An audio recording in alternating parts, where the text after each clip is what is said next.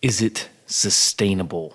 That is probably one of the key questions we need to be asking ourselves before we undergo any kind of fitness challenge.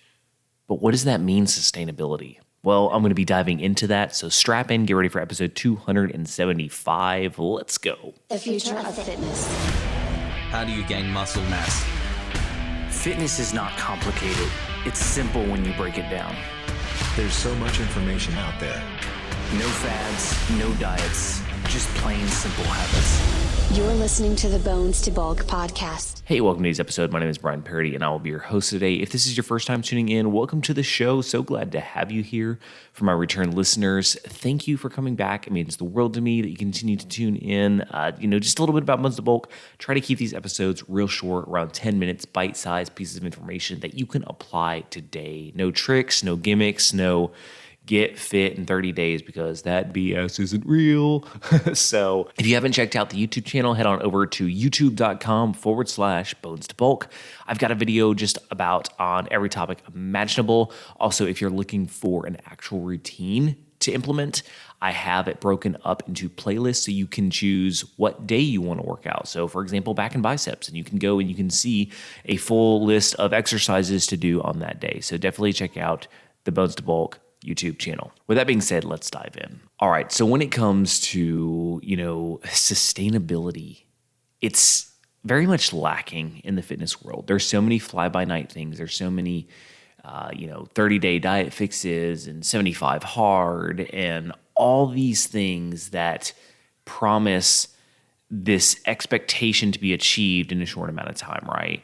And they put this time constraint on it, which puts pressure on us. And I think all of it is BS in a nutshell. And let me explain why. I don't like anything that sets a time frame on your plan. Now, that's not to say, I want to caveat this, that's not to say that doing plans sometimes can help. They actually can. They can boost your momentum and your motivation. They can kind of teach you some new things, but they should never, ever be looked at as a fix. Like ever. You should never go and look at a program and be like, I'm going to use this program to get to my end goal. It can be a stepping stone. It can teach you some things. Think of it more as reading a book. Let's say you want to become an expert on a topic. You wouldn't expect to become a world-renowned expert by reading one book, right? So treat fitness programs like that. It's a book. You're going to gain some knowledge from it, but it's not going to get you to this insane status, okay? So first off, we've got to restructure the way we think about these programs. So there are some benefits to them. I'm not saying they're not, but they're not a point A to point Z fully enclosed plan. They're just a learning tool. And here's why I don't like them. Number one, they set you up for failure from the get-go. They do. Now, that's not to say you can't see results on these plans, but they're not designed to teach you how to function long-term in a healthy manner. Usually they're heavily restrictive. If you go on like any of these diets that promise you lose like 20 pounds in 30 days, you're usually hardly eating anything. You're eating very, very like low calorie foods. There's no cheat meals involved. Stuff like 75 hard, if you screw up one day and miss 2 workouts, or fail to read a couple pages out of a book, you got to start all over. And what it does is it builds that mentality of I failed and I've got to start over. And it just reinforces that thought that we can't hit our goal. That's why I can't stand this stuff. I know there's good intentions behind it, and it's not all like these people don't create these things necessarily with the intent to make it difficult for people, but it does, because we're not wired to be just 100% all the time. We can't be. Nobody is perfect. You will have off days. You will fail. You will have days when you can't make it to the gym, because let's face it, life happens.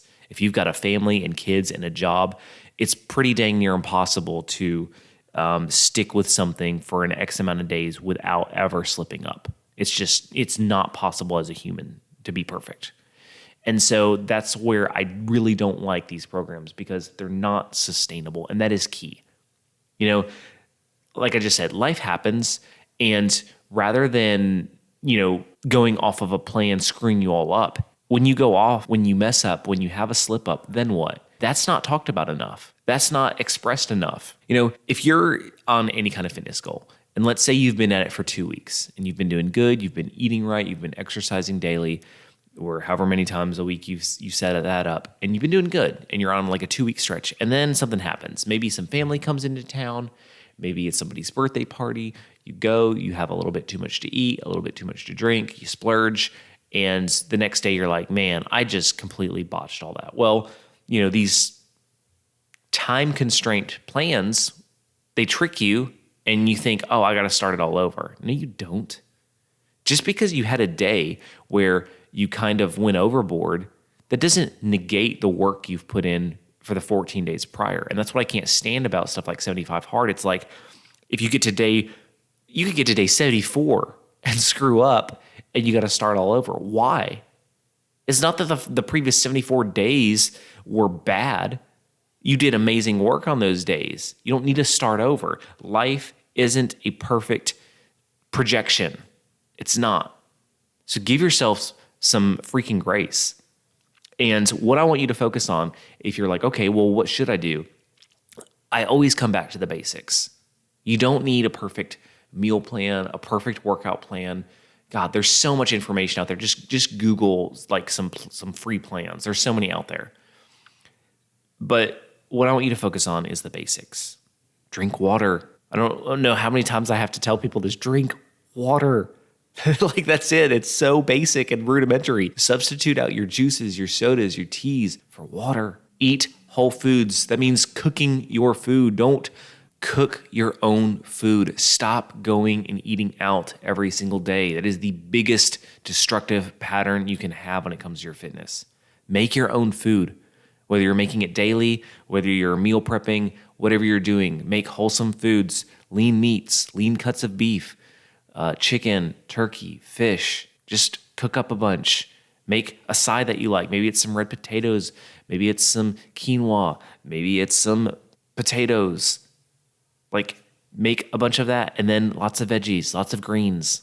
It's not rocket science. It doesn't have to be rocket science. You don't have to have the exact perfect macros. If you start eating less, if you start cooking your own meals, your calorie intake is naturally going to go down.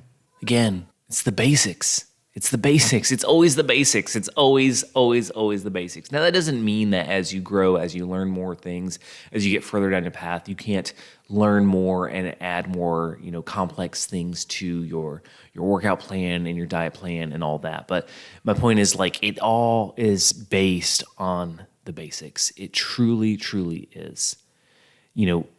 Just make smaller portion sizes rather than going back 2 or 3 times for seconds. Make smaller portions. Divide your plate up into thirds and cut it in half, your plate in half. And that half should be some kind of fibrous veggie, like a salad or green beans or asparagus or Brussels sprouts or whatever your take is, broccoli, whatever. Then you have a half a plate left, right? Cut that in half. So you have one a little bit larger than the other. So your plate is in thirds. You have one half that's veggies. Then you have another portion that's your lean meat. And that should be slightly larger than the last little third, which is going to be your carbohydrate. But you need some carbohydrate. Stop listening to this crap about carbs make you fat. No, they don't. Eating too much food makes you fat. That's it. That's the only thing that causes that. Now, are there a lot of bad carbs? Yes. Are there more bad carbs than like bad proteins? Yeah. So there's a lot more you need to steer clear of. But there's so many good carbs, and carbs are essential for having energy, for being healthy. It's all about balance. We need all food groups. I truly 100% believe that.